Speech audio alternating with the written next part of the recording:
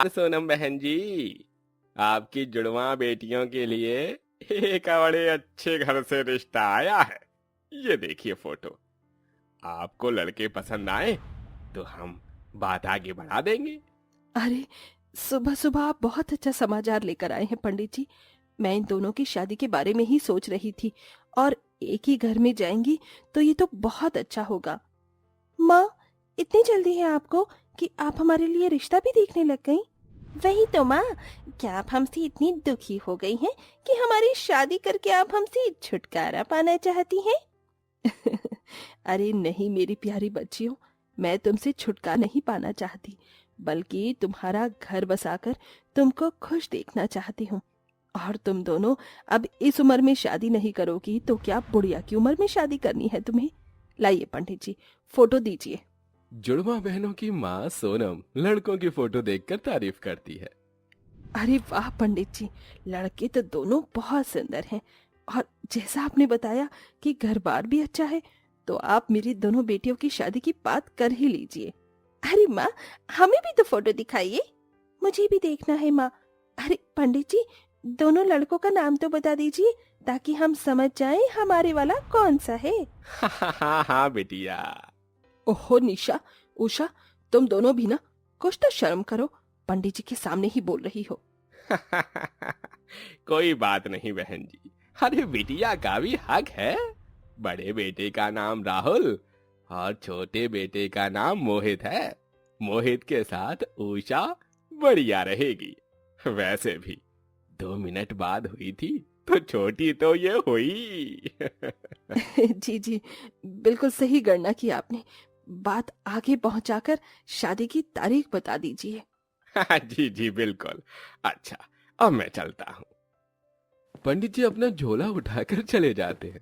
अगले महीने ही दोनों जुड़वा बहनों की एक ही घर में दोनों भाइयों से शादी हो जाती है, जहां सास तुलसी अपनी जुड़वा बहुओं की आरती करती है। हे भगवान, तुम दोनों तो सच में ही बिल्कुल सेम टू सेम जुड़वा हो। अब मेरे को कैसे पता चलेगा कि कौन सी मेरी बड़ी बहू है और कौन सी मेरी छोटी बहू है? हाँ हाँ माँ जी, आप दोनों में से जिसका नाम पुकारेंगी वो बहू आपके सामने खड़ी हो जाएगी। मेरा नाम उषा है और ये मेरी बड़ी बहन निशा। अच्छा अच्छा।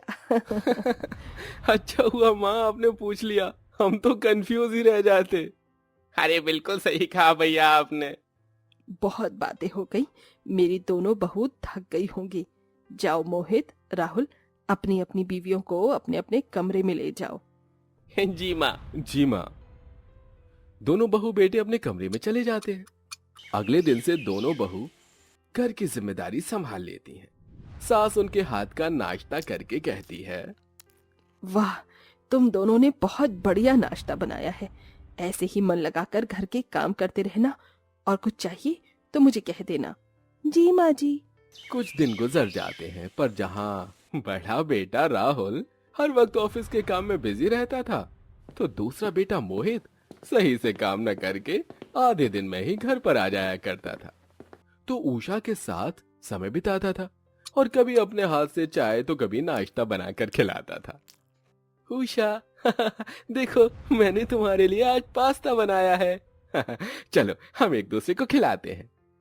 ओहो, आप मुझसे कितना प्यार करते हैं। जब देखो ऑफिस का काम कम करके मुझे ज्यादा समय देते हैं, मेरे लिए अच्छा अच्छा खाना बना देते हैं। बड़े रोमांटिक हैं आप। वो वो तो मैं हूं। इसीलिए आज एक और शायरी सुनाता हूं कि कहा है, कुछ सोचो तो तेरा ख्याल आ जाता है। देखना, कुछ सोचो तो तेरा ख्याल आ जाता है। कुछ बोलूं तो तेरा नाम आ जाता है। कब तक बयां करूं दिल की हर एक बात। कब तक बयां करूं दिल की हर एक बात। हर सांस में अब तेरा एहसास आता है। तेरा तेरा एहसास आता है।